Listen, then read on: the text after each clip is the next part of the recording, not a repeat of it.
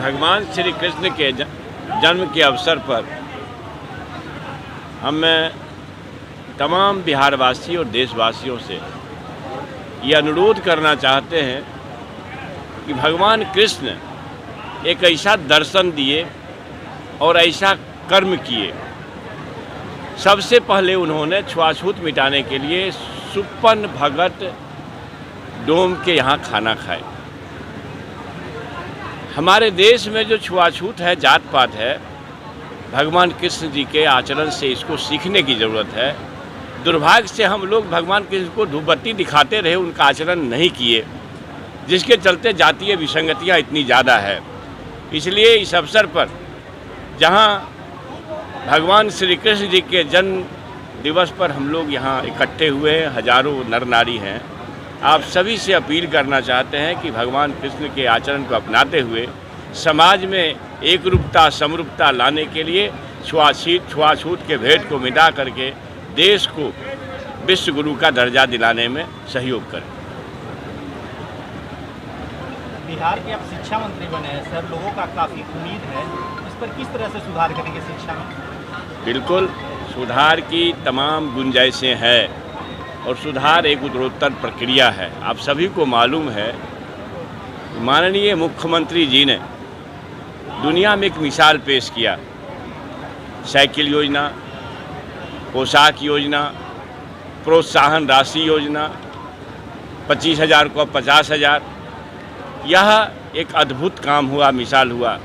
लोग स्कूलों की तरफ मुखातिब भी हुए, लेकिन दुर्भाग्य से 90% प्राथमिक विद्यालयों में, शायद उतना ही उच्च शिक्षण संस्थानों में, और करीब करीब 70 से 75, 25 से 30% माध्यमिक विद्यालयों में भी वर्ग कक्ष का संचालन नहीं हो रहा है, जो चिंताजनक बात है। हम जिनके लिए मंत्री हैं, जिनके लिए 51,000 करोड़ रुपए का एनुअल बजट है, शिक्षा दान के लिए है, शिक्षा देने के लिए है।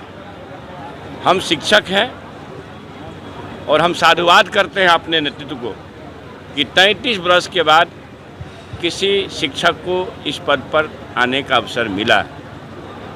ऐसे में एक शिक्षक अपने संवेदनशीलता दिखाते हुए एक मंत्री के रूप में आपके माध्यम से अनुरोध करना चाहता हूं तमाम शिक्षक संगठनों से, शिक्षकों से, माननीय कुलपतियों से, प्राध्यापकों से, प्रधानाचार्यों से और प्राचार्यों से कि आप वर्ग कक्ष का संचालन करें।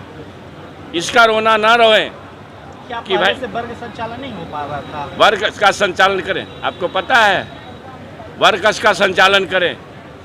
आप देखते होंगे दिन रात जा करके, मैंने कहा 90% प्राथमिक विद्यालयों में, लगभग उतना ही 5-10% का फर्क हो सकता है उच्च शिक्षा में, अब 25 से 30% माध्यमिक विद्यालयों में वर्ग कक्ष का संचालन नहीं होता है सुनिश्चित ढंग से। मैं, आप सभी लोग जानते होंगे, मेरा ये कहना है कि आपको सरकार ने शिक्षक बनाया, आप शिक्षक बने, कोई नियोजित शिक्षक हैं, कोई शिक्षक हैं। मेरा ये कहना है कि आप जिस काम के लिए बने हैं उसकी नैतिक जिम्मेदारी लेते हुए वर्ग कक्ष का संचालन मजबूती से करें। अगर बिहार और देश को स्वर्णिम युग में ले जाना चाहते हैं, विश्वगुरु बनाना चाहते हैं, तो मैं शिक्षक हूँ, शिक्षक पिता का पुत्र हूँ, और शिक्षा ग्रहण नहीं करता तो शिक्षा मंत्री नहीं होते।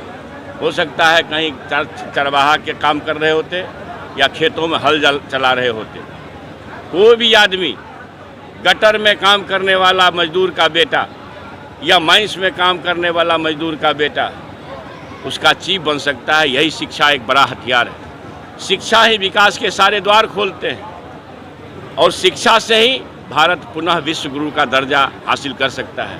ये जो आपका इलाका है ना, मगध का इलाका, मगध का इलाका दर्पण है, दुनिया को दिया है प्रशासन, अहिंसा सिखाया है, और यहीं पर आपके नालंदा में दुनिया भर के लोग पढ़ने आते थे।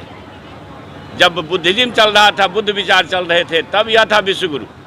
लेकिन कालांतर में वैचारिक परिवर्तन के कारण और कुछ लोगों की गलतियों से हम पीछे पड़ गए।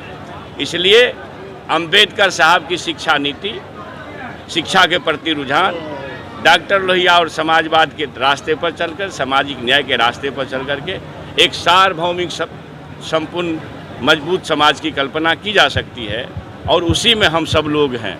इसलिए आप लोगों से भी कहना चाहता हूँ, आप माइक लेके खड़े हैं, अगर आपको इतना शिक्षा न मिला होता तो 2 सवाल कर पाते तो आप तो यहाँ नहीं आते।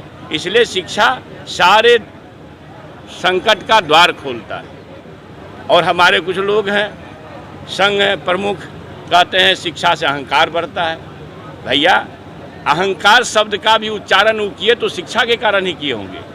इसलिए कुछ लोग हैं कि देश को नफरत में ले जाना चाहते हैं, सांप्रदायिक तनाव पैदा करना चाहते हैं। नहीं, हम लोग मोहब्बत का देश बनाना चाहते हैं, सामाजिक न्याय, समाजवाद, भीमराव अंबेडकर और डॉक्टर लोहिया का देश बनाना चाहते हैं। उस पथ पर आप सभी लोगों से, आपके माध्यम से हम देशवासियों से अपील करना चाहते हैं कि इस राह को मजबूत करें। और शिक्षकों से आपका डिमांड है, आप वर्ग कक्ष संचालन होगा तो उत्साह बढ़ेगा हमारे समाज में। और वर्ग कक्ष का संचालन अब हो सकता है कहीं 10 टीचर की ज़रूरत है, 5 ही हो, तो ये नियुक्ति के चक्कर में हम ना पढ़ावें, यह ठीक बात है क्या? इसलिए हमारे शिक्षक वृंद से पुनः मैं आग्रह करता हूं कि निश्चित तौर पर वर्ग कक्ष का संचालन मजबूती से करिए। और जैसे ही पब्लिक का, हमारे समाज का रिस्पॉन्स आने लगेगा, दुर्भाग्यपूर्ण है कि प्राइवेट स्कूल सरकारी स्कूल के सामने होता है, उसमें 500 विद्यार्थी रहता है, हमारे यहाँ 100 विद्यार्थी रहता है। इसका मतलब पढ़ाई के प्रति हमको जितना जागरूक होना चाहिए नहीं है। सरकार तो 51,000 करोड़ देती है, मंत्री पिकनिक मनावे या शिक्षक पिकनिक मनावें, यह नैतिक जिम्मेवारी नहीं है। इसलिए मैं शिक्षा मंत्री के रूप में इस तमाम मामले को देखते हुए दूर करूंगा, शिक्षकों की समस्या को भी दूर करूंगा। सर, मीडिया वाले जब स्कूल में जाते हैं तो शिक्षा के बारे में जानकारी देना चाहते हैं, तो प्रधानाध्यापक हैं वो विरोध करते हैं मीडिया वाले के। सब हो जाएगा, रुक जाइए, मैं इसी काम के लिए आया।